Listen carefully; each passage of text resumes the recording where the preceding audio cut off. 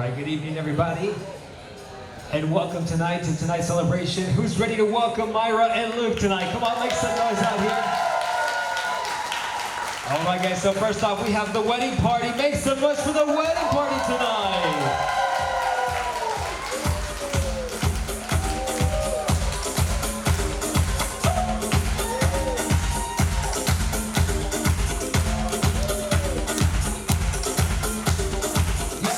To infinity. You know we're gonna fight. We gonna and friends and family, at this time, I need everybody to please stand. I need you guys to grab your napkin and with as much noise as you possibly can, let's welcome together the brand new Mr. and Miss Heineman.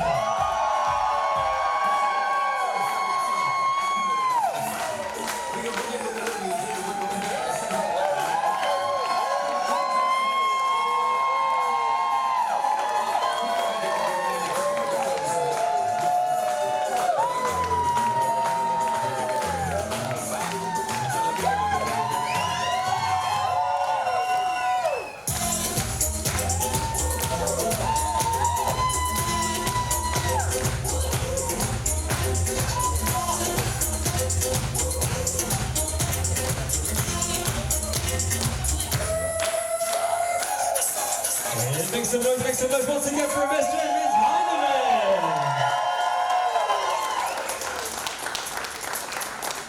All right, family and friends, at this time, everybody may be seated. We are about to begin with our dinner this evening.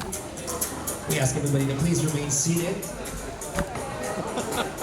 Very important announcement, there is a card in front of you at your table that has a star. Please make sure you flip it up, because when you will be served, they will be looking at that card. That card will indicate your plate tonight, so please make sure that you have it facing up.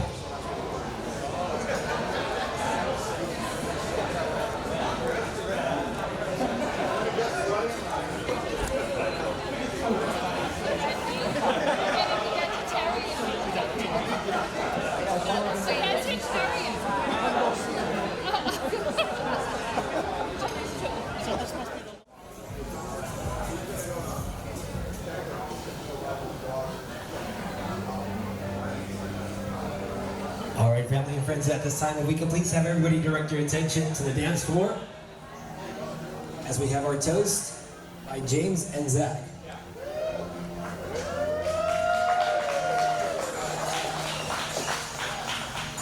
Hello, everyone. Good. Hello, everyone. For those of you who don't know us, my name is Zach, and this is my brother James, and we are Luke's younger brothers and co-best men. And since we're the co-best men, we thought it was only fitting that we gave our speech together. We promise not to make it too long. We know that's not what everybody's here for. So for the next 45 minutes, I'm just kidding, it won't be that long. We wanted to share with all of you our experience of growing up with Luke. Yes, thank you, Zach. I'm James, but when I was born, my mom asked Luke what they should name me. Luke, with no hesitation, said Luke.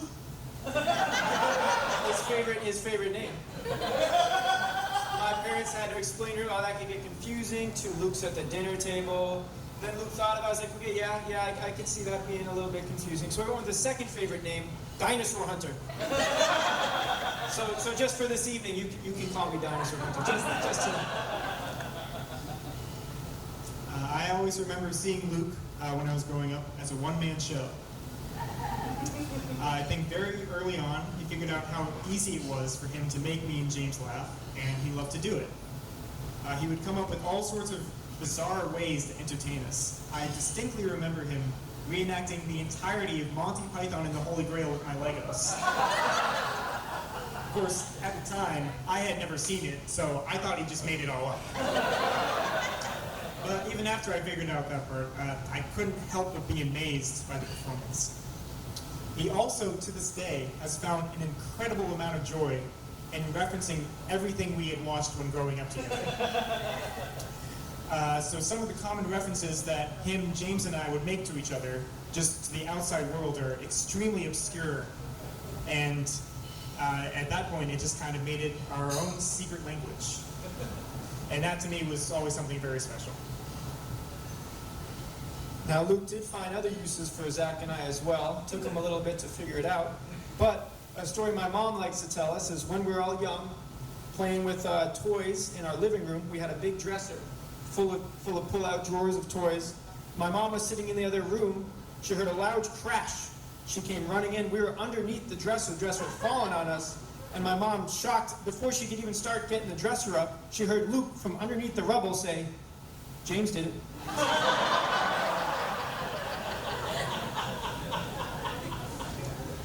Something about Luke that has always fascinated me is his level of determination.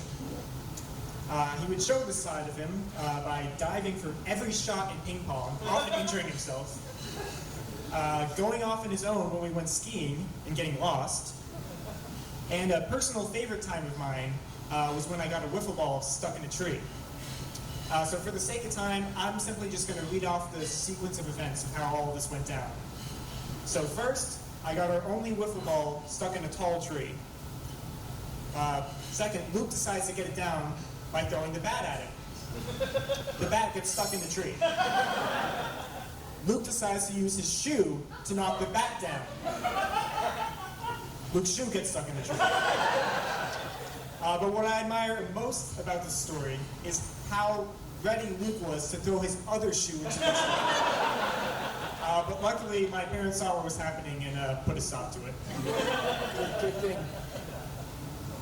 The thing about Luke that everybody knows is that he has no off button. Much to the dismay of my parents, he will try to entertain Zach and I 24/7, whether we asked for it or not. During early mornings, we'd be awoken with a pillow to the face.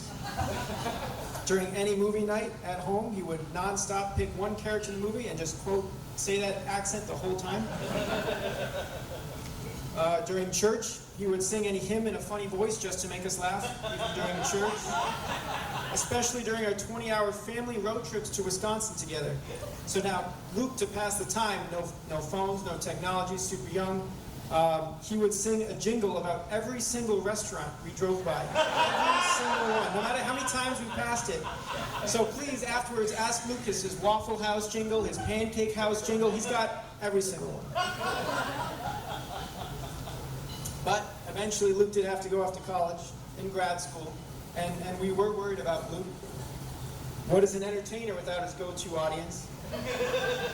Who else besides Zach and I would laugh at his obscure references? One of my personal favorites was when Luke would slip into his Emperor Palpatine voice, grab the Parmesan cheese, sneak up behind us and say, "Use my cheese, I beg you!" Anyone in the outside world would think he's a psychopath. And he is. And who else could appreciate in making up an entire voice for a character who had 0 lines, and I'm talking about no other than everyone's favorite Harry Potter character, Charlie Weasley. You maybe see him in a few photos, no lines, no dialogue, that's all Luke. Whole character.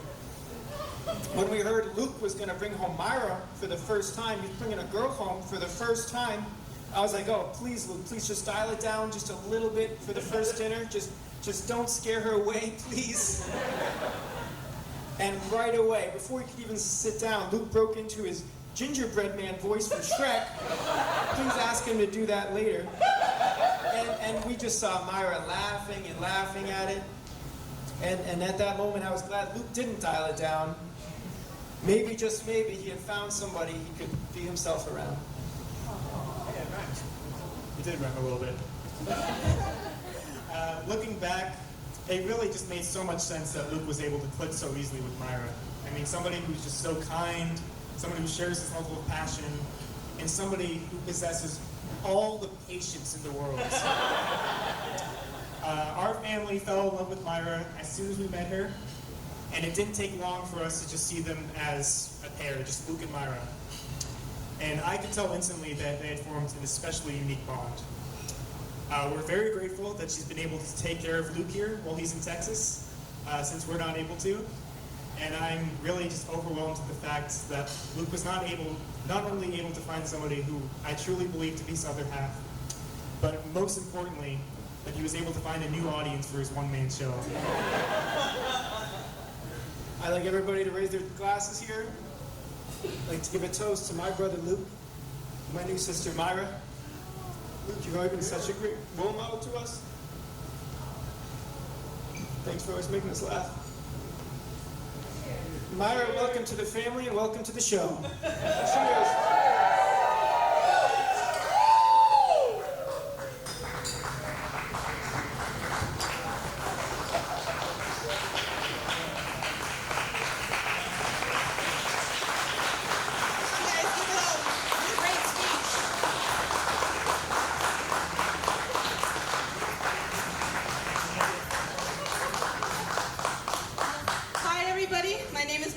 Mayra, and I also happen to be Mayra's sister and maid of honor. It's going to be tough following up that speech, funny, emotional, and I think that you can just tell by their faces how much that meant to them.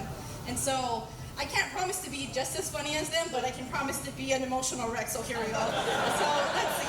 My sister Mayra has been in my life since I was born. The one person who I always counted on, who was always there for me from the beginning to the end.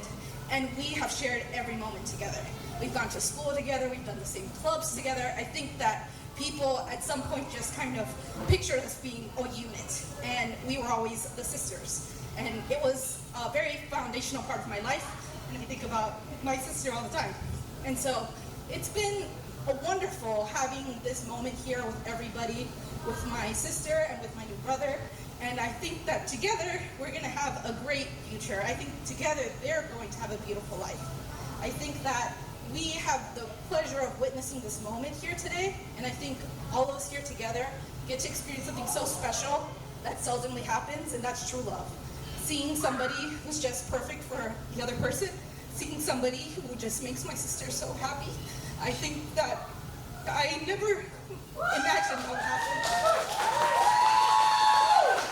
She deserves everything in the world. As you all have seen in the photos today, my sister is a beautiful person inside and out.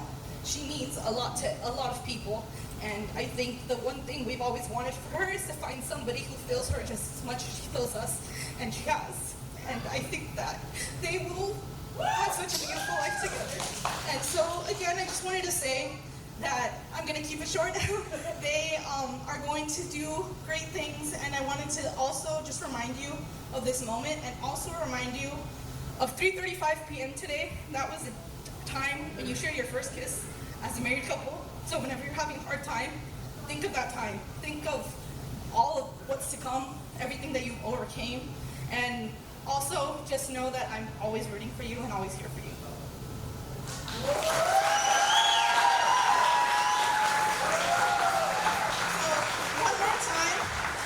Raise a glass for our beautiful couple, and just cheers to the rest of your life.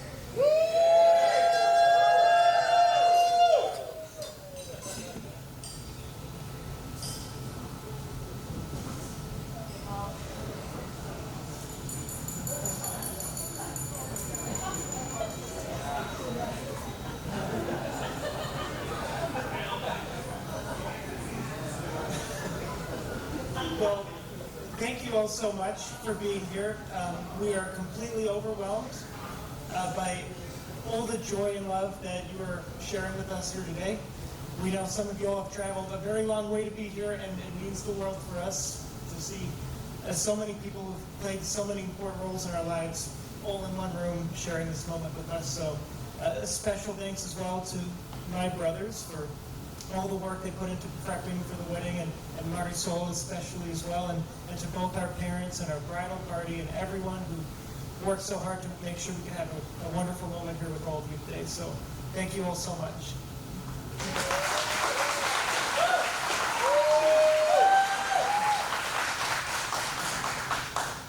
Well, I just want to echo Luke's feelings. We are so blessed to have so many beautiful, wonderful people in our lives. People that we know and love very well, and new people that we're going to get to know and become one family. So in a way, I've felt like an adopted Heinemann for a while, but it's nice to officially be a Heinemann and